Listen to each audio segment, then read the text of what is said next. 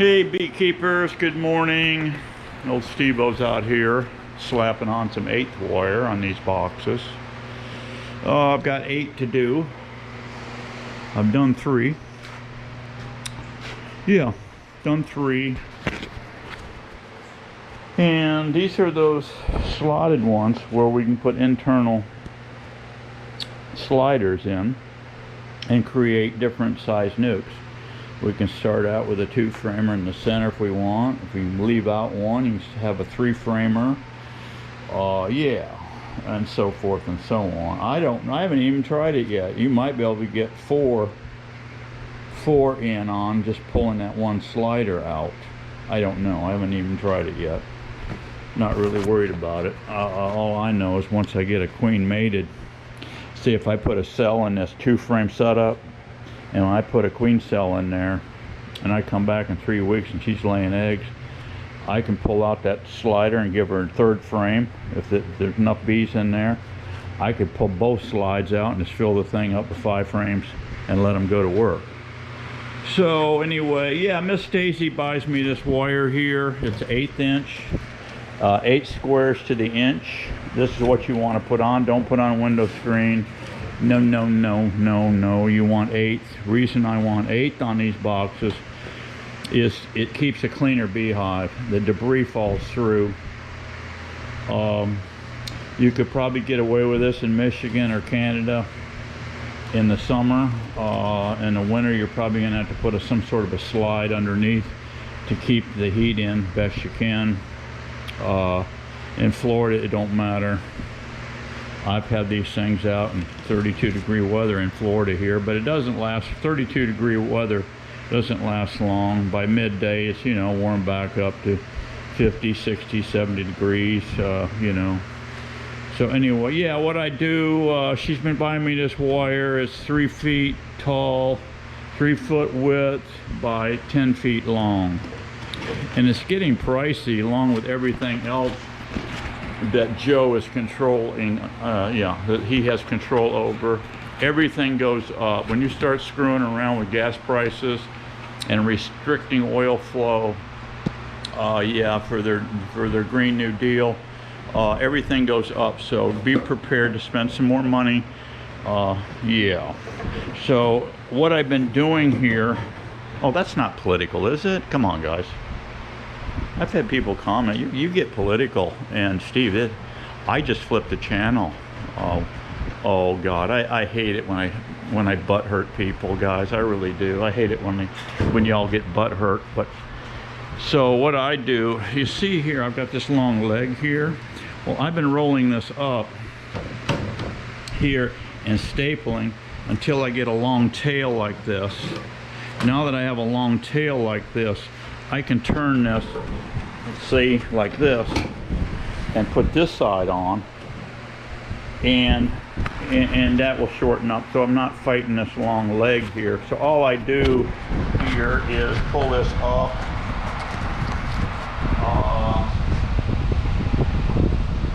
let's get a little more elevation on this camera here, maybe so you can see me better. So yeah, wear gloves. This stuff has got some gnarly edges on it, and it hurts. It's painful. It's painful when you got to get stuck with it. So all I do here is I push this over, and I don't care if I have a little bit, but I got a nice factory edge here. See, it's like where they welded it. I set that up there. We got to hold it in place here, so I'll throw one in there, one there.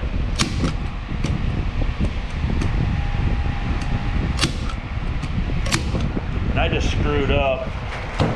I put a staple down through there, right in that freaking hole. I got to take that out in a minute, because that's where that slider's going in. That's the other thing when you cut these slots, guys, for your handles. I had a few oopsies. Wasn't paying attention. I actually put a screw right through into that slot. I didn't do it on all of them. because I wasn't watching what I was doing here, and I actually had, you see that slot, and I put the screw in there, and it actually centered. I had about 3 boxes. I had to take screws out and move them over. And luckily I noticed it before I put them in the field in inventory, because I would have went out there one day and dropped a slider in, and it went about halfway down, and it went, oops. Yeah, and then you can't get the screws out, because see, after I put this screen on, I'm going to take some pallet wood. I'll take pieces like, say, I'll take scab pieces of pallet wood just like this, and I'll set up my chop saw, and I'm going to chop these off and put these on here. And then before I install these, I will dip them in tall earth. These boxes have been dipped in tall earth preservative. You can see here's the original color of the pallet wood, and you can see what it looks like after I dipped in tall earth. It turns it to a gray patina. Some beekeepers I hear, and they advertise it too. I noticed Man Lake advertises that stuff. I don't think they call it tall earth. I think they call it eco. It's the same stuff. It's all the same stuff. And they claim, oh, you can just throw it in the field, you don't need that. Nah, I don't know about that. Especially these boxes that I'm building here with these pallets. You can see these cracks in here. You have nail holes. All of that stuff gets slopped over, and I slop it on heavy. I only put 1 coat, but I slop it on heavy, and it fills these nail holes and these cracks quite a bit. And whatever doesn't get filled, the bees will fill them with propolis. So yeah, so that's what I do here. So what I do on this, I've tacked this on. Now it's not moving, see? Now I'll put a couple down through here, of course staying away from those slots. But now what you want to do, all of this weight of this wire hanging here, there's tension on, especially when I have that roll going this way. You got a lot of tension on that. So now you staple this side here. I go right down here. I like to put my hand on top. I like to put my hand on top of the head of the stapler. And some of these are thin. You got to be careful. Some of these pallets, you have thinner ones over here you end up with. So you have to be vigilant looking down through here. And I space them about 2 inches apart.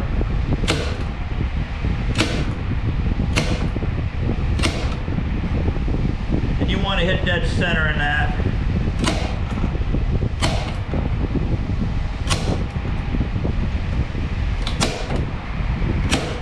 I have an electric gun.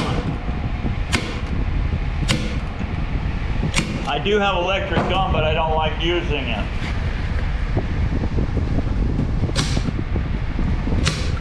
It's hard for me to see on that electric gun too exactly where that center is. So that's why I use this. That's a T50.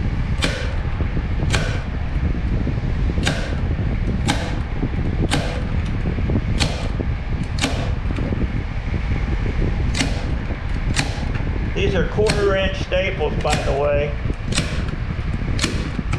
T50 1/4 inch. So yeah, I got the wire on now. I like to take my hammer and I go around and tap and tighten everything up.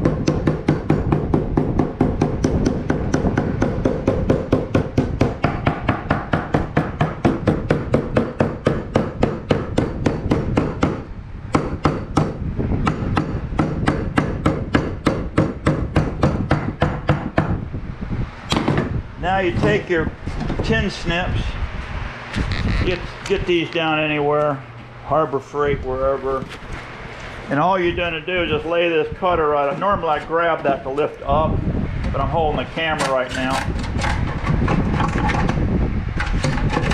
I'm going to have to hold it up.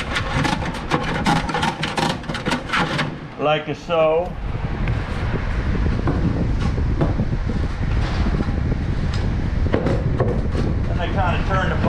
here. And I just put the cutters right up against the box. And just walk the dog right down through there.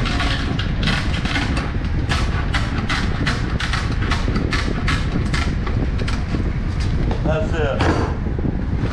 And any crazy edges hanging out, you can come back over. But you can see I trimmed that quite nice there to the edge. But take your hammer and come down through there, and anything poking out here,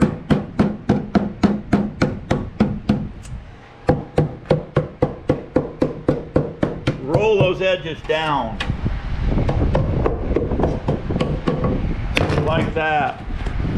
And if you've got somebody helping you moving boxes that's not familiar with these and this wire, these have got some gnarly edges. That's where I'm wearing gloves. Tell them to pick them up by the handles. Don't reach under here and grab this box, because there's gnarly edges hanging out here that's going to make you bleed. Trust me, you are going to bleed. And we don't want to hurt you. So yeah, there's the bottom.